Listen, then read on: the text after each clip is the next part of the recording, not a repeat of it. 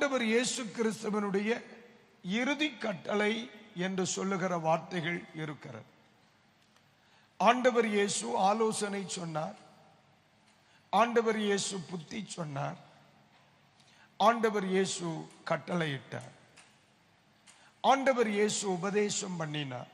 ஆண்டவர் இயேசு கிறிஸ்து ஆமென் திருச்சபைக்கு சொன்ன இறுதி கட்டளைகளில் ஒன்று, நீங்கள் உலகமெங்கிலும் போய் சகல ஜாதிகளையும் சீஷராக்கி பிதா குமாரன் பரிசுத்த ஆவியின் நாமத்தினால் அவர்களுக்கு ஞானஸ்நானம் கொடுத்து நான் உங்களுக்கு கட்டளையிட்ட யாவையும் அவர்கள் கைக்கொள்ளும்படி அவர்களுக்கு உபதேசம் பண்ணுங்கள். இது உலகத்தின் முடிவு பரியந்தம் சகல நாட்களிலும் நான் உங்களுடனே இருக்கிறேன். இது ஆண்டவர் இயேசுவின் இறுதி கட்டளை. ஆனால் இன்னொரு காரியத்தையும் அவர் கட்டளையாய் இடுகிறார். இங்கே அப்போஸ்தலர் 1ஆம் அதிகாரம் 5ஆம் வாக்கியத்திலே பிதாவின் வாக்குத்தத்தம் நிறைவேற காத்திருங்கள் என்று கட்டளையிட்டார்.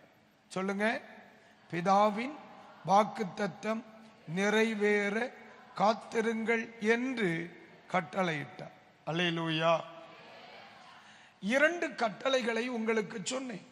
ஒன்று, தேவன் தன் காரியத்திற்காக நமக்கிட்ட கட்டளை, தன் காரியத்திற்காக நமக்கிட்ட கட்டளை அப்படின்னு பார்க்கும்போது தேவராஜ்யம் கட்டப்படுவது ஆண்டவர் காரியம், ஜனங்கள் மனம் திரும்புவது ஆண்டவர் காரியம், ஜனங்கள் இயேசுவை ஏற்றுக்கொள்வது ஆண்டவர் காரியம். அது அவருடைய விருப்பம், அது அவருடைய காரியம். அதற்காக யார் மேல் கட்டளை விழுகிறது? என் மேல் கட்டளை விடுகிறது. ஒன்றா? 2, இங்கே சொல்லப்பட்டிருக்கிற கட்டளை தேவனுடைய காரியம் அல்ல, என்னுடைய காரியம். நீங்கள் அபிஷேகம் பெறுவதனால் ஆண்டவருக்கு நன்மையா நமக்கு நன்மையா? அப்ப இந்த இடத்துல பிதாவின் வாக்குத்தத்தம் நிறைவேற காத்திருங்கள் என்று கட்டளையிட்டார். அப்ப இந்த கட்டளை யாருக்காக? நமக்காக, நமக்கிடப்பட்ட கட்டளை. அந்த கட்டளை அவருக்காக நமக்கிடப்பட்ட கட்டளை. அப்படியானால் இன்றைக்கு பகல் வேளை இந்த வசனத்தை கேட்கிற எல்லாருக்கும் சொல்லுகிறேன், ரட்சிக்கப்பட்டவர்கள் எல்லாருமே தேவனுடைய கட்டளைக்குட்பட்டவர்கள் என்பதை மறந்துவிடக்கூடாது. பக்கத்தில் பார்த்து சொல்லுங்க, நீங்க ஆண்டவருடைய கட்டளைக்கு உட்பட்டவர்கள். அல்லேலூயா. இன்னைக்கு சென்ட்ரல் கவர்மெண்ட்ல ஒருவேளை நீங்க எலெக்ட் பண்ணின ஒருவர் பிரதமரா இருக்கலாம், ஒருவேளை நீங்க எலெக்ட் பண்ணாத ஒருவர் பிரதமரா இருக்கலாம். நான் மறுபடியும் சொல்றேன், இன்னைக்கு மத்திய அரசுல நீங்க ஓட்டு போட்டவர் பிரதமரா இருக்கலாம், இல்லைன்னா நீங்க ஓட்டு போடாதவர் பிரதமரா இருக்கலாம். தமிழ்நாட்டில் நீங்க ஓட்டு போட்டவர்கள் முதலமைச்சரா இருக்கலாம், ஒருவேளை ஓட்டு போடாதவர்கள் முதலமைச்சரா இருக்கலாம். உங்களுடைய தொகுதியில நீங்க ஓட்டு போட்டவங்க எம்எல்ஏவா இருக்கலாம், ஒருவேளை நீங்க ஓட்டு போடாதவங்க எம்எல்ஏவா இருக்கலாம். ஆனா இந்திய அரசு சட்டம் என்பது ஓட்டு போட்டவங்களையும் சாரும், ஓட்டு போடாதவங்களையும் சாரும். இந்தியாவில பிறந்து இந்திய பிரஜையாக இருக்கிற எல்லாருக்கும் இந்திய அரசியல் அமைப்பு சட்டம் கீழ்ப்படிந்து தான் ஆகணும். இந்த அரசு எனக்கு பிடிக்காது, அதனால இந்த சட்டத்துக்கு நான் கீழ்ப்படிய மாட்டேன் அப்படின்னு சொன்னா நம்மளை சட்டையை கலத்தி கொண்டு உட்கார வச்சிடும். காலம் முழுவதும் தோத்திரம் குத்த வச்சுட்டு தான் உட்காரணும் அங்க. காரணம் என்ன? நம்ம எல்லாரும் இந்திய அரசியல் அமைப்பு சட்டத்திற்குட்பட்டவர்கள், கட்டளைக்குட்பட்டவர்கள். அதே மாதிரிதான் தேவனுடைய ராஜ்யத்தை ஏற்றுக்கொண்ட எல்லா தேவனுடைய பிள்ளைகளும் ஆண்டவருடைய கட்டளைக்கு உட்பட்டவர்கள். அல்லேலூயா. நான் உங்கள்கிட்ட கொஞ்சம் வேற மாதிரி யோசிக்கிறேனே. கர்த்தராகிய இயேசு கிறிஸ்துவை விசுவாசிக்கிறவர்கள் எல்லாரும் ஒரு அல்லேலூயா சொல்லுங்க. ரியலி? அப்படியானால் நீங்க சிக்கியாச்சு. நம்ம எல்லாரும் அவருடைய கட்டளைக்கு உட்பட்டவர்கள். நான் அவருடைய கட்டளைக்கு உட்பட்டவன். என் குடும்பம் அவருடைய கட்டளைக்குட்பட்டது.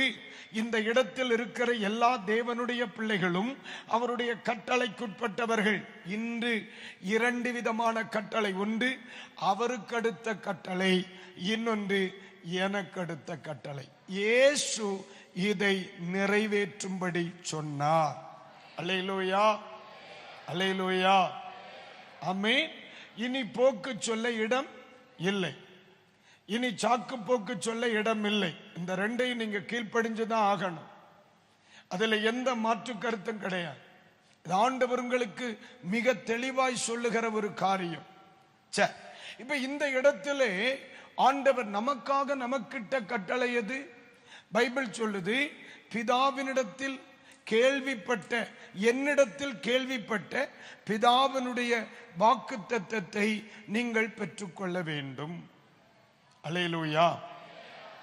சொன்னது நான், ஆனா வாக்குத்தத்தம் அவருடையது. சொன்னது இயேசு, வாக்குத்தத்தம் பிதாவினுடையது. இப்ப அவர் உங்களை பார்த்து சொல்லுகிறார், நீங்க பெற்றுக்கொண்டுதான் ஆகணும். நீங்க பரிசுத்த ஆவியை பெறணும்னு சொல்லி கட்டளையிட்டார். அது ஆண்டவருடைய பிரதானமான கட்டளைகளில் ஒன்று.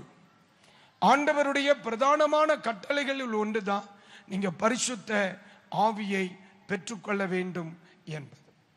இந்த இடத்திலே தேவனுடைய தூய ஆவியினால் நிரப்பப்பட்டிருக்கிற எல்லா தேவ பிள்ளைகளுக்காக நான் கர்த்தரை ஸ்தோத்திரிக்கிறேன்.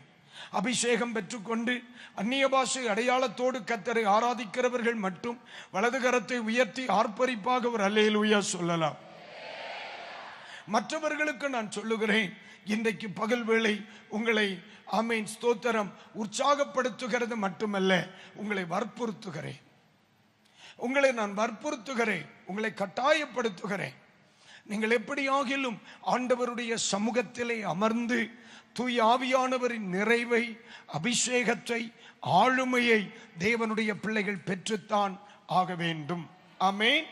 ஆண்டவருடைய பரிசுத்த நாமத்திற்கு மகிமை உண்டாவதாக. இந்த ஆவியானவரை இயேசு பல விதங்களில் வெளிப்படுத்தினார், பல விதங்களில் வெளிப்படுத்தினார். ஆவியானவரை இந்த உலகத்திற்கு அறிமுகப்படுத்தினவர் இயேசு. இந்த இடத்துல நீங்க கவனிக்கணும், என்னிடத்தில் கேள்விப்பட்ட பிதாவின் வாக்குத்தத்தம். எல்லாரும் இந்த வார்த்தையை சொல்லுங்க. வாக்குத்தத்தம் பிதாவினுடையது. ஆனா நமக்கு சொன்னது யாரு? ஆவியானவர் என்கிற ஒருவர் இருக்கிறார். அவர் நமக்கு தேவை, அவரை நீங்கள் பெற்றுத்தான் ஆகணும் என்று சொன்னவர் யார்? என்னிடத்தில் கேள்விப்பட்ட ஆவியானவரை உலகத்திற்கு, புதிய ஏற்பாட்டு சபைக்கு அறிமுகப்படுத்தினவர் யார்? பரிசுத்த ஆவியானவர். அவர் அறிமுகப்படுத்தும் பொழுது என்ன சொல்லி அறிமுகப்படுத்தினார்? இயேசு பரிசுத்த ஆவியானவரை அறிமுகப்படுத்தின வசனங்களை படித்தால் அது மிகவும் ஆச்சரியமானது. ஆனால் இயேசு பயன்படுத்தின ஒரு 3 அல்லது 4 காரியங்களை மட்டும் உங்களோடு நான் பகிர்ந்து கொள்ள ஆசைப்படுகிறேன். ஆவியானவரே நமக்கு உதவி செய்வாராக. ஆமென். கர்த்தருக்கு ஸ்தோத்திரம். நம்பர் 1 இதிலே நாம் படிக்க வேண்டிய பகுதி, பாயிண்ட் நம்பர் 1, அப்போஸ்தல நடபடிகள் 1ஆம் அதிகாரம் 5ஆம் வாக்கியம். நம்ம மறுபடியும் அதுல தான் நிக்கிறோம். 1ஆம் அதிகாரம் 5ஆம் வாக்கியம். இதை நம்ம மறுபடியும் படிக்க வேண்டாம் என்று நான் நினைக்கிறேன். இயேசு ஆவியானவரை எப்படி அறிமுகப்படுத்தினார்? ஒவ்வொருவரிலும் வெளிப்பட வேண்டிய வாக்குத்தத்தம். சொல்லுங்க, இந்த வார்த்தையை ரிப்பீட் பண்ணுங்க. ஒவ்வொருவரிலும் வெளிப்பட வேண்டிய வாக்குத்தத்தம், ஒவ்வொருவரிலும் நிறைவேற வேண்டிய வாக்குத்தத்தம், ஒவ்வொருவரும் பெற்றுக்கொள்ள வேண்டிய வாக்குத்தத்தம். பரிசுத்த ஆவியானவர் என்பவர் ஒரு ஆவி என்று நீங்கள் சொல்லுவதை ஆண்டவர் விரும்பல. அவர் ஆழ்தத்துவம் உடையவர். அந்த பகுதியே நான் போகல. பைபிள் சொல்லுது, இந்த ஆவியானவர் என்பவர் நம்மில், என்னில், உங்களில் நிறைவேற வேண்டிய மிகப்பெரிய வாக்குத்தத்தம். கர்த்தருக்கு ஸ்தோத்திரம் சொல்லுங்க. சொல்லுங்க அல்லேலூயா. இன்றைக்கு பகல் வேளையில் இந்த வசனத்தை உங்களோடு நான் பேசும் பொழுது இப்பொழுதும் நான் ஆவியானவரை பார்த்து சொல்லுகிறேன், தகப்பனே, இன்றும் இந்த வாக்குத்தத்தம் என்னில் நிறைவேறுவதை நான் இன்னும் விரும்புகிறேன். அப்ப நீங்க கேட்கலாம், பாஸ்டரையா, நீங்க ஏற்கனவே பரிசுத்த ஆவியை பெற்றுவிட்டீர்களே. ஆனால் ஒன்று புரிந்து கொள்ளுங்கள், ஒரு மனிதன் மரிக்கிறது வரை நிரப்பப்பட்டு கொண்டே இருக்கும். அல்லேலூயா. இன்னும் இன்னும் இன்னும் இன்னும் இந்த வாக்குத்தத்தம் நம்மை நிறைவேறி கொண்டிருக்கணும். காரணம், ஆமென், தோத்திரம், காலை தோறும் கர்த்தருடைய கிருபை எப்படி இருக்கிறது? புதிதாய் இருக்கிறது. அல்லேலூயா. என்னோடு சேர்ந்து எத்தனை பேர் இந்த பகல் வேளை சொல்ல முடியும், இந்த வாக்குத்தத்தம் இன்னும் என்னில் நிறைவேறுவது விரும்புகிறேன்? எல்லாரும் சொல்லுங்க, இந்த வாக்குத்தத்தம் இன்னும் என்னில் நிறைவேறுகிறதை விரும்புகிறேன். அப்போஸ்தலர் 2ஆம் அதிகாரத்தை எடுங்க. அப்போஸ்தலர் 2ஆம் அதிகாரத்தை எடுங்க. பேதுருவின் முதல் பிரசங்கம். பேதுருவின் முதல் பிரசங்கம். அந்த பிரசங்கத்தை கேட்ட எல்லாருக்குள்ளும் என்ன உண்டாயிற்று? 37, 38, 39, 40 எழுதிக் கொள்ளுங்கள். அப்போஸ்தலர் 2ஆம் அதிகாரம் 37, 38, 39, 40 எழுதிக் கொள்ளுங்க. படிங்க மக்களே. இதை அவர்கள் கேட்ட பொழுது இருதயத்திலே குத்தப்பட்டவர்களாகி பேதுருவையும் மற்ற அப்போஸ்தலரையும் பார்த்து, சகோதரரே, நாங்கள் என்ன செய்ய வேண்டும் என்றார்கள். இந்த கேள்வியின் கடைசி பகுதி என்ன சொல்லுது? ஐயா, நான் என்ன செய்யணும்? சொல்லுங்க இந்த வார்த்தையை. எப்படி எப்படி எப்படி எப்படி? அதாவது, ஆண்டவர் எனக்கு என்ன செய்வார் என்று கேட்டவர்களின் நடுவில் நான் ஆண்டவருக்காக என்ன செய்ய வேண்டும் என்று கேட்பதின் பெயர்தான் எழுப்புதல். மெதுவா சொல்லுங்க, கேட்ட போகுது. ஆண்டவர் எனக்காக என்ன செய்வார் என்பது விசுவாசம். ஆண்டவர் எனக்காக என்ன செய்வார் என்பது விசுவாசம். ஆண்டவர் எனக்காக என்ன செய்வார் என்பது நம்பிக்கை. ஆண்டவர் எனக்காக என்ன செய்வார் என்பது கிறிஸ்தவம். ஆனால் ஆண்டவருக்காக இனி நான் என்ன செய்ய வேண்டும் என்று ஒருவன் கேட்பானே, ஆனால் அதன் பெயர்தான் எழுப்புதல். அதன் பெயர்தான் ஆவிக்குரிய நிலை. ஆண்டவருக்காக நான் இனி என்ன செய்யணும்? ஒரு அல்லேலூயா. ரட்சிக்கப்பட்ட ஒவ்வொரு பிள்ளைகளுக்குள்ளும் எழும்ப வேண்டிய ஒரு கேள்வி இது. இயேசுவை ஏற்றுக்கொள்கிற ஒவ்வொருவருக்குள்ளும் எழும்ப வேண்டிய ஒரு கேள்வி இது. என்னுடைய பிரசங்கத்தை கேட்கிற ஒவ்வொருவருக்குள்ளும் எழும்ப வேண்டிய கேள்வி இது. நாங்கள் என்ன செய்ய வேண்டும்? எப்படி எப்படி எப்படி? ஒரு முறை கூட சொல்லுங்க. ஆமா, தோத்திரம். இது பக்கத்தில் இருக்கிறவங்கள்ட்ட கேட்க முடியாது. இப்ப நம்ம ஆவியானவரிடத்துல தான் கேட்கணும். ஆண்டவரே, இன்றைக்கு நீர் என்னோடு பேசிக் கொண்டிருக்கிறீர்.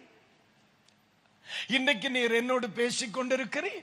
உம்முடைய வார்த்தைகள் என் காதுகளில் விழுந்து கொண்டிருக்கிறது. இப்போ என்னிடத்தில் இருந்து ஒரு கேள்வி ஆவியானவரை பார்த்து, ஆண்டவரை பார்த்து, என்னோடு பேசுகிறவரை பார்த்து ஒரு கேள்வி எழும்புகிறது. ஆமென். நாங்கள் என்ன செய்யணும்? அல்லேலூயா. Glory to God. சகோதரா, இந்த கேள்வி ஒரு மனிதனில் எழும்பியது என்றால் எழுதிக் கொள்ளுங்கள், அவனுடைய வாழ்க்கை மாறுகிறது என்று. அல்லேலூயா.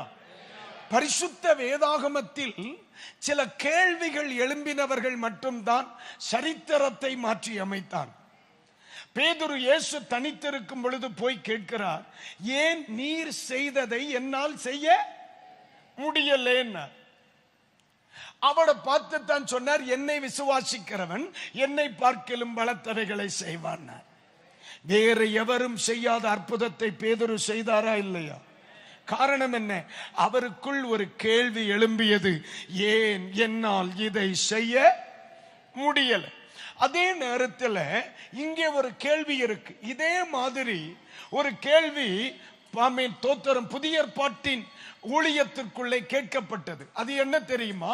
யோவான் வனாந்தரத்திலே ஊழியம் செய்து கொண்டிருக்கிறார். திரளான ஜனங்கள் யோவானிடத்திலே சாறை சாறையாக வருகிறார். வந்து யோவானிடத்துல கேட்கிறாங்க, போர் சேவகர்கள் கேட்கிறாங்க, அப்படின்னா நான் என்ன செய்யணும் கேட்கிறாங்க. வரி வசூலிக்கிறவர்கள் வந்து கேட்கிறாங்க, அப்படின்னா நாங்க என்ன செய்யணும் என்று கேட்கிறார்கள். மீன் பிடிக்கிறவர்கள் வந்து கேட்கிறாங்க, அப்படின்னா நாங்க என்ன செய்யணும் என்று கேட்கிறார்கள். ஆமென். என்ன கேட்கிறவர்களுக்கு சொல்றேன், இந்த கேள்வி எழும்பின இடத்தில் எல்லாம் தேசம் அசைந்தது. ஆமென். நான் சொல்றது புரியுதா மக்களே? இந்த கேள்வி எழும்பின இடத்தில் எல்லாம் தேசம் அசைந்தது. இன்றைக்கு பகல் வேளை இந்த செய்தியை கேட்கிற நமக்குள்ளே ஒரு கேள்வி எழும்பணும். ஆண்டவரே, ஆண்டவரே, ஆமென். எத்தனை வருட கிறிஸ்தவ வாழ்க்கை? 30 வருஷம். எத்தனை வருட கிறிஸ்தவ ஜீவிதம்? 15 வருஷம். எத்தனை வருட கிறிஸ்தவ வாழ்க்கை? 5 வருடம் இல்லையா? எத்தனை வருஷ ஊழியம்? 5 அல்லது 10, 20, 30 வருஷம். ஆனால் இத்தனை வருட ஊழிய அனுபவம், ஆவிக்குரிய அனுபவம் உள்ள கேள்வி எழும்புகிறது, நாங்கள் என்ன செய்யணும்? ஒரு அல்லேலூயா சொல்லுங்க, அல்லேலூயா. ஆமென். ஒரு கண கண்களை மூடி உங்க வலது கரத்தை உயர்த்தி இந்த கேள்வியை உங்களுடைய கேள்வியாக்கி கொள்ளுங்களேன். வாலிப தம்பி, இந்த கேள்வியை உங்களுடைய கேள்வி ஆக்கி கொள்ளுங்களே. இந்த கேள்வியை உங்களுடைய கேள்வி ஆக்கி கொள்ளுங்க. ஐயா, இந்த பெந்தைக்கோஸ்தே நாளில் இதே கேள்வி என்னைக்கு கேட்கப்பட்டுச்சு? இந்த 50வது நாள் தான் கேட்டாங்க. இந்த பெந்தைக்கோஸ்தே நாள்ல தான் கேட்டாங்க, நாங்கள் என்ன செய்யணும்? ஷாகாராபா. உங்க வலது கரத்தை உயர்த்தினால் நலமாய் இருக்கும்னு நான் நினைக்கிறேன். இன்றைக்கு பகல் வேளை இந்த கேள்வி உண்மையாக யாருக்குள் எழும்புமோ? வாலிபனே, வாலிபனே, வாலிப தங்கச்சி, என் அன்பு சகோதரியே, சகோதரனே, என் அன்பு பிள்ளையே, இந்த கேள்வி ஏன் இன்று நமக்குள் எழும்பக்கூடாது? இந்த கேள்வி ஏன் என்னுடைய உங்களுடைய கேள்வியாய் மாறக்கூடாது? தகப்பனே, நான் என்ன செய்ய வேணும்?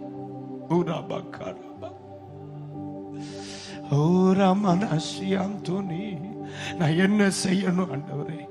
இதுவரையில் நான் எப்படியோ வாழ்ந்திருக்கலாம், இதுவரையில் நான் எப்படியோ வாழ்ந்திருக்கலாம், இதுவரையில் நான் எப்படியோ நடந்திருக்கலாம்.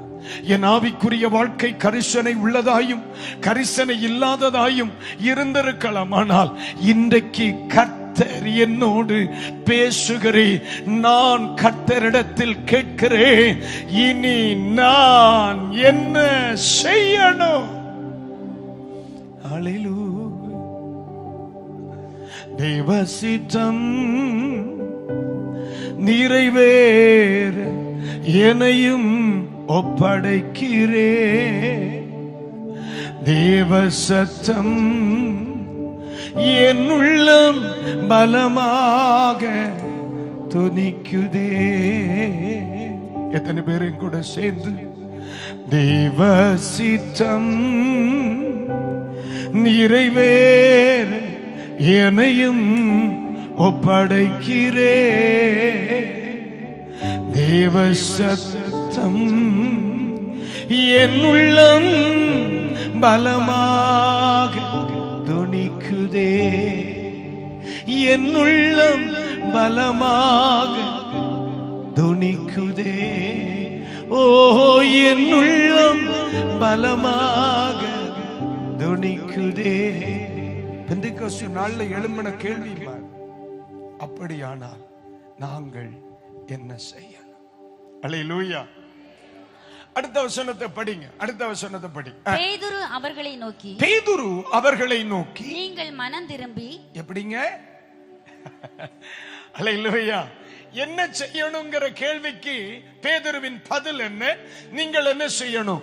மனம் திரும்பி ஒவ்வொருவரும் பாவ மன்னிப்புக்கென்று, பாவ மன்னிப்புக்கு என்று இயேசு கிறிஸ்துவின் நாமத்தினாலே, இயேசு கிறிஸ்துவின் நாமத்தினாலே ஞானஸ்நானம் பெற்றுக் கொள்ளுங்கள். ஒரு அல்லேலூயா. கேள்வி என்ன? நான் என்ன செய்யணும்? பதில் என்ன? முதல்ல நீ மனம் திரும்பணும். இரண்டாவது பதில் என்ன? நீ ஞானஸ்நானம் எடுத்துக்கொள்ளணும். சரி, மூன்றாவது பதில் என்ன? அப்பொழுது பரிசுத்த ஆவியின் வரத்தை பெறுவீர்கள். அப்ப மூணாவது என்ன? நீங்கள் பரிசுத்த ஆவியை பெற்றுக்கொள்ள வேணும். ஒரு அல்லேலூயா, அல்லேலூயா. ஆனா இந்த சொல்லி வருகிறதுல மூணாவது சொல்லுகிற காரியம் ஒரு சின்ன வித்தியாசம் இருக்கு. கவனி. ஆமென். மனம் திரும்பணும். யாரு? நம்ம. ஞானஸ்நானம் எடுக்கணும். யாரு? நம்ம. அபிஷேகம் தரணும். யாரு? கர்த்தர். இந்த ரெண்டையும் நீ செய்யும்போ அத அவர் தருவார். எப்படி எப்படி எப்படி எப்படி?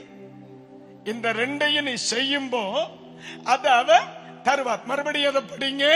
ஆமென். ஒவ்வொருவரும் நீங்கள் மனம் திரும்பி ஒவ்வொருவரும் பாவ மன்னிப்புக்கென்று இயேசு கிறிஸ்துவின் நாமத்தினாலே ஞானஸ்நானம் பெற்றுக் கொள்ளுங்கள்.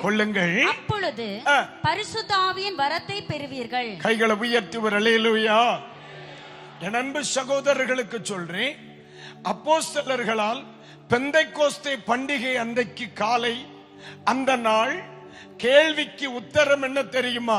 ஃபர்ஸ்ட் கேள்வி ஜனங்கள் கேட்கிறாங்க, நாங்க என்ன செய்யணும்? அதுக்கு உத்தரம் என்ன? மனம் திரும்பி ஞான ஸ்நானம் பெறு, நீ பரிசுத்த ஆவியை பெற்றுக்கொள் என்று சொல்லிவிட்டு 39ஆம் வசனத்திலே வாக்குத்தத்தத்தை என்று சொல்லுகிற வார்த்தையை அவர் பயன்படுத்துறார். 39 படிங்க. வாக்குத்தத்தமானது எப்படி எப்படி எப்படி எப்படி? வாக்குத்தத்தமானது உங்கள்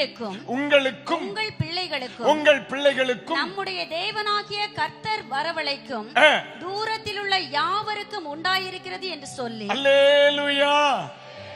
இயேசு பரிசுத்த ஆவியை பற்றி சொன்ன வார்த்தை என்ன? பரிசுத்த ஆவி என்பது நம்மில் நிறைவேற வேண்டிய வாக்குத்தத்தம். தருவாரா? எப்படி எப்படி? ஏன்னா மனம் திரும்பது நான் மனம் திரும்பிடுறேன், ஞானஸ்நானம் எடுக்கிறது நான் எடுத்துறேன். ஆனா பரிசுத்த ஆவியை அவர் தானே கொடுக்கணும். அப்ப எனக்குள்ள ஒரு கேள்வி எழும்புது, ஐயோ அதை ஆண்டவர் எனக்கு தர முடியுமா? அதை அவரால் எனக்கு தர முடியுமா? நான் அதற்கு தகுதியா? அது யூதர்களுக்குரியது அல்லவா? அது ஆத்மீகத்தின் உச்சத்தில் இருக்கிறவர்களுக்கு அல்லவா? நான் அந்த அளவிற்கு ஆத்மீக அனுபவம் உள்ளவன் அல்லவே. எனக்கெல்லாம் இது கிடைக்குமா என்கிற ஒரு கேள்வி எனக்குள் உண்டாகிறது. அந்த கேள்விக்கு அழகான ஒரு பதிலை சொல்லுகிறார். ஐயா, அது வாக்குத்தத்தம் உங்களுக்கும் உங்கள் பிள்ளைகளுக்கும் தம்முடைய தேவனாகிய கர்த்தர் வரவழைக்கும் தூரத்தில் உள்ள யாவருக்கும் உண்டாயிருக்கிறது. அல்லேலூயா, ஆமென். அப்ப அபிஷேகமாகிய வாக்குத்தத்தம் உங்களுக்குரியது. உங்களுக்கு வாக்குத்தத்தம், அது உங்களோடு முடியவில்லை, உங்கள் பிள்ளைகளுக்கும் அது வாக்குத்தத்தம். ஒரு அல்லேலூயா. ஒரு சகோதரன் இங்க இருக்கிறார், அவர் பக்கத்தில் அவருடைய மகன் இருக்கிறார். இப்ப 2 பேருக்கும் சொல்றேன், அப்பாவுக்கும் இந்த வாக்குத்தத்தம் இருக்குது, பிள்ளைக்கும் இந்த வாக்குத்தத்தம் இருக்கிறது, பிள்ளைகளின் பிள்ளைகளுக்கும் இந்த வாக்குத்தத்தம் இருக்கிறது. எப்படி நீங்கள் பரிசுத்த ஆவியின் வரத்தை பெறுவீர்கள்? அல்லேலூயா, அல்லேலூயா. சரி, இந்த 39ஆம் வசனத்துல ஒரு புரிந்து கொள்ளுகிற ஒரு வார்த்தை இருக்கு. Very good. அப்ப கவனிங்க, இந்த இடத்துல இன்னொரு காரியம் இருக்கு. இயேசு சொல்றார், உங்களுக்கு இது வாக்குத்தத்தம், உங்க பிள்ளைகளுக்கு வாக்குத்தத்தம். அடுத்து ஒரு வேர்டு இருக்கு பாருங்க, வேர்டு இருக்கு. நம்முடைய தேவனாகிய கர்த்தர் வரவழைக்கும் தூரத்தில் உள்ள யாவருக்கும். இங்க ஒரு எல்க கர்த்தர் கொடுக்கிறார். இந்த வாக்குத்தத்தை யாருக்கு? ஆண்டவர் வரவழைக்கும் தூரத்தில் உள்ள யாவருக்கும். இப்ப நம்ம கேள்வி, ஆண்டவருடைய வரவழைக்கும் தூரம் எது? பாலப்பள்ளம், வெள்ளியாவளை, மத்திகோடு? ஆண்டவருடைய வரவழைக்கும் தூரம் எது?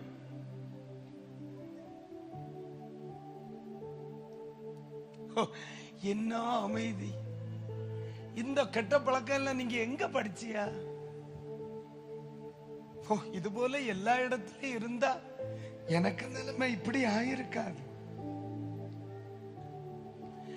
இப்ப இதுல ஒரு வார்த்தை இருக்கிறது. இந்த வாக்குத்தத்தமானது உங்களுக்குரியது, உங்கள் பிள்ளைகளுக்குரியது. அடுத்தவர் சொல்லுகிறார், ஆமை தேவனாகிய கர்த்தர் வரவழைக்கும் தூரத்தில் உள்ள யாவருக்கும். அப்ப இப்ப கேள்வி, ஆண்டவர் வரவழைக்கும் தூரம் எது? இந்த செய்தி இன்னைக்கு முடியாது. ஆண்டவர் வரவழைக்கும் தூரம் எது? ஹல்லேலூயா. சரி, சும்மா ஒரு யோசனை. ஏசாயா தீர்க்க தரிசன புஸ்தகம் 55ஆம் அதிகாரத்தில், உன் நினைவுகள் என் நினைவுகள் அல்ல, உன் வழிகள் என் வழிகளும் அல்ல என்று சொல்லிவிட்டு ஆண்டவர் ஒரு தூரத்தை சொல்லுகிறார். ஏசாயா 55ஆம் அதிகாரம் 58ஆம் வசனமோ 9ஆம் வசனமோ? 58ஆம் அதிகாரமா 55:8 அத படிங்க. என் நினைவுகள் உங்கள் நினைவுகள் அல்ல, உங்கள் வழிகள் என் வழிகளும் அல்லவென்று கர்த்தர் சொல்லுகிறார். அடுத்த வசனம், பூமியை பார்க்கிலும் வானங்கள் எப்படி உயர்ந்திருக்கிறதோ அப்படியே உங்கள் வழிகளை பார்க்கிலும் என் வழிகளும், உங்கள் நினைவுகளை பார்க்கிலும் என் நினைவுகளும் உயர்ந்திருக்கிறது. அடுத்த வசனம், மாரியும் உறைந்த மழையும். கிழக்குக்கும் மேற்குக்கும். சங்கீதமா? அப்ப நான் தான் தப்பா சொல்லி இருக்கேன். அதை எடு மக்களே. கிழக்குக்கும் மேற்குக்கும் எவ்வளவு தூரம்? எவ்வளவு? 103. 103 12. ஐயா தேங்க்யூ. ஆண்டவர் ஆசீர்வதிப்பார்.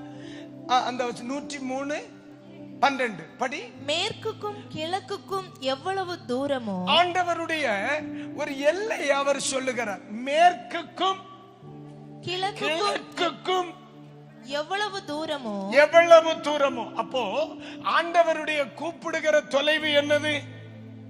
மேற்குக்கும். சொல்லுங்க, மேற்குக்கும் கிழக்குக்கும். சரி, ஆண்டவருடைய சுவிசேஷத்தின் எல்கை எது? பூமியின் கடைசி பரியந்தம். பூமியின் கடைசி பரியந்தம். அப்போ பைபிள் தெளிவா நமக்கு சொல்லுது. ஆமென். அங்க கூப்பிடுகிற தொலைவு என்பது பாலப்பள்ளமோ நம்ம பஞ்சாயத்தோ அடுத்த பஞ்சாயத்தோ கிடையாது. முழு பூமியில் இருக்கிற எல்லையும் ஆண்டவருடைய கூப்பிடுகிற தொலைவு தான். அல்லேலூயா. இப்ப நமக்கு அமெரிக்காவுக்கும் தூரம் இருக்கா? ஆனா அமெரிக்கா கர்த்தருக்கு சமீபமா இருக்கு, அவருக்கு சமீபமா இருக்கு. ஆப்பிரிக்கா நமக்கு தூரமா இருக்கா? ஆனா ஆப்பிரிக்கா ஆண்டவருக்கு சமீபமா இருக்கு. சவுதி அரேபியா நமக்கு தூரமா இருக்கு. எங்க இருந்து பிளைட்ல போனா 4-4.5 மணி நேரம் ஆகுது. ஆனா ஆண்டவருக்கு கை தொடும். ஆண்டவர் கர்த்தரை எப்போதும் எனக்கு முன்பதாய் வைத்து அங்க அவங்க சமீபமா இருக்காங்க. அப்ப ஆண்டவருடைய கூப்பிடுகிற தொலைவுன்னா அண்ட சராசரங்கள் முழுவதும் ஆண்டவருடைய கூப்பிடுகிற தொலைவுதான். அல்லேலூயா. இதை விட உங்களுக்கு புரியுற மாதிரி இன்னொன்னு சொல்லுவேன். கர்த்தர் நட்சத்திரங்களை பெயர் சொல்லி கூப்பிடுவார். சூரியன் எவ்வளவு தூரமா இருக்கு? இப்ப ஒரு தங்கச்சி தான் நினைக்கிறேன், எங்க போறாங்க? செவ்வாய்க்கு தானே. அவங்க திரும்பி வரமாட்டாங்களாம் இல்லையா? நீங்க யாராவது போறீங்களாமா? செவ்வாய் கிரகத்துக்கு ஒரு தங்கச்சியை பூமியிலிருந்து என்ன செய்யறாங்க? அனுப்ப போறாங்க. போய் சேரதுக்கு எவ்வளவு நாள் ஆகுமா? தெரியாது. நான் போனதில்லை. ஆனா எல்லாம் அதுல சொல்லப்பட்டிருக்கு, போனா திருப்பி என்ன செய்ய முடியாது. அந்த பிள்ளைக்கு இருக்கிற தைரியத்தை பாருடா. அங்கேயே வாழ்ந்து அந்த பிள்ளை அங்கேயே என்ன செய்துரும்? இறந்து போயிருமா இருக்கும். அங்கேயே வாழ்க்கையை முடிச்சுக்குமா இருக்குது. ஒருவேளை இன்னொரு ஆப்ஷன் திருப்பி கொண்டு வருகிற அளவிற்கு ஏதாவது சீக்கிரம் கண்டுபிடிச்சிட்டாங்கன்னா ரிட்டர்ன் கொண்டு வந்துடலாம். ஏதோ உங்களை நாங்க அனுப்புற மாதிரியே பாக்குறீங்க. அல்லேலூயா. பைபிள்ல திருப்பி வர முடியாத ஒரு எல்கை இருக்கு தெரியுமா? திரும்பி வர முடியாத ஒரு எல்கை இருக்கு, உங்களுக்கு தெரியுமா? அந்த டிராவலுக்கு போன மூக்கல பஞ்சு சொருவாங்க. மரணம். பைபிள் சொல்லுது, திரும்பி வர முடியாத தேசத்திற்கு நீ செல்லும் பொழுது டெத்தை தான் அப்படி சொல்லுவாங்க. இறந்த பிறகு யாருமே என்ன செய்யறது இல்ல, திரும்பி வர்றதில்லை. அதுக்கு மேல நீ வந்தாலும் நாங்க எழும்ப விடுறதில்லை. இந்த ஆளவனை மிதிச்சு புதைச்சு வச்சான். அல்லேலூயா. ஆனா இந்த செவ்வாய் நமக்கு எவ்வளவு தூரமா இருக்கு. இந்த வியாழன் கோல்டா. நீங்க பக்கத்து வீட்டுக்காரிட்ட சொல்லுங்க, கோள் அல்ல, இது வேற கோள். இது என்ன மக்களை, வேற என்ன கிரகம்? அது கிரகம், அது வேற இல்ல. பிளானட்ஸா? இங்கிலீஷ்ல சொல்லாத, தமிழ சொல்லு. கிரகம் தான் இல்லையா? கிரகம் தான். அப்ப கோள்கள் நம்ம பூமிய மாதிரி உருண்டை அங்கங்கயா தொங்கி இருக்குல்ல, இதெல்லாம் நமக்கு ரொம்ப தூரத்துல இருக்கா. பூமியை விட பல மடங்கு பெரிய நட்சத்திரம் எல்லாம் இருக்குதாங்க. ஆனா ஆண்டவர் அதையெல்லாம் பெயர் சொல்லி கூப்பிடுவாராம். நம்ம வீட்டுல ரோஸ்லெட்டேன்னு கூப்பிடுவோம் இல்லையா, ரோஸ்மேரியேன்னு கூப்பிடுவோம் இல்லையா, சுந்தர்ராஜேன்னு கூப்பிடுவோம் இல்ல, ஆமீன், ஜெயராஜேன்னு கூப்பிடுவோம் இல்லையா, இத மாதிரி புதனேன்னு கூப்பிடுவாராம். நான் நினைக்கிறேன் புதன், வியாழன், புளூட்டோ எல்லாம் நம்ம தான் வச்சிருக்கோம். ஆண்டவர் வேற ஏதாவது அழகா பேர் வச்சிருப்பார். உங்கள்கிட்ட போய் சொன்ன பாரு, ஊத்தாம்பட்டியா. அல்லேலூயா. பைபிள் என்ன அழகா சொல்லுது.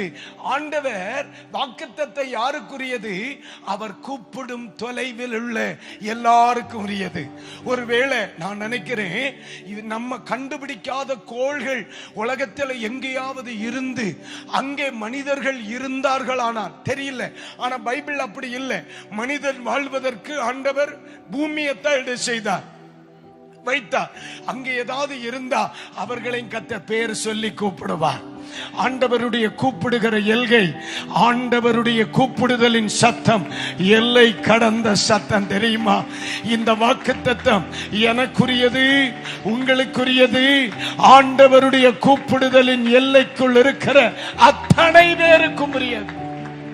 ஒரு அல்லேலூயா, அல்லேலூயா.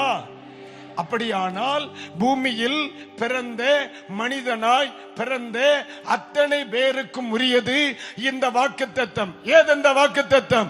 நீங்கள் மனம் திரும்பி ஞானஸ்நானம் பெற்றால் பரிசுத்த ஆவியை பெறுவீர்கள். அல்லேலூயா. சகோதரா, இதுவரையிலும் இந்த வாக்குத்தத்தம் உங்களில் நிறைவேறவில்லை என்றால், இதுவரையிலும் இந்த வாக்குத்தத்தம் பெற்றுக்கொள்ள நிறைவேற நீங்கள் முயற்சி எடுக்கவில்லை என்றால், இதுவரை இந்த வாக்குத்தத்தத்தை பெற்றுக் கொள்வதற்காக நீங்கள் வாஞ்சிக்கவில்லை என்று சொன்னால், உங்க வாழ்க்கை மிகப்பெரிய தவறு செய்து கொண்டிருக்கிறது. இதுவரையிலும் இந்த பரிசுத்த ஆவியின் நிறைவை பெற்றுக் கொள்வதற்கு நமது வாழ்வில் நாம் கரிசனையாக இல்லை என்று சொன்னால், ஆண்டவர் இயேசு கொடுத்த மிகப்பெரிய வாக்குத்தத்தத்தை நீங்கள் இழந்து கொண்டிருக்கிறீர்கள். ஆண்டவர் இந்த பகல் வேளை கட்டளையிடுகிறார். நீங்கள் எருசலேமை விட்டு போகாமல் இது நிறைவேற முயற்சி செய்யுங்கள். கைகளை உயர்த்தி வர அல்லேலூயா, சத்தம் அல்லேலூயா. நம்முடைய மாவட்டத்திலே இது ஊற்றப்படுவதாக, இது நிறைவேறுவதாக. நம்முடைய தமிழகத்திலே இது ஊற்றப்படுவதாக, இது நிறைவேறுவதாக. என்னுடைய இந்திய மண்ணிலே இந்த வாக்குத்தத்தம் நிறைவேறுவதாக. என் பூமியிலே ஆமென் 5 கண்டங்களிலும் என் ஆண்டவருடைய வாக்குத்தத்தம் கூப்பிடுகிற தொலைவில் உள்ள அத்தனை பேர் மேலும் இந்த வாக்குத்தத்தம் நிறைவேறுவதாக. ஒரு அல்லேலூயா சொல்லுங்க. அல்லேலூயா. முயற்சி எடுத்துத்தான் ஆகணும், முயற்சி எடுத்துத்தான் ஆகணும். மாமை பிரயாசப்பட்டுத்தான் ஆகணும். இந்த உலகத்தில் நீ எதை இழந்தாலும் இந்த வாக்குத்தத்தத்தை இழந்து விடாதே. நீங்க எதை இழந்தாலும் இந்த வாக்குத்தத்தத்தை இழந்து விடாதிருங்கள். எது நிறைவேறாமல் போனாலும் இது நிறைவேறாமல் போகக்கூடாது. காரணம், இது இயேசுவின் கட்டளை, பிதாவினுடைய வாக்குத்தத்தம். ஒரு அல்லேலூயா சொல்லுங்க. அல்லேலூயா.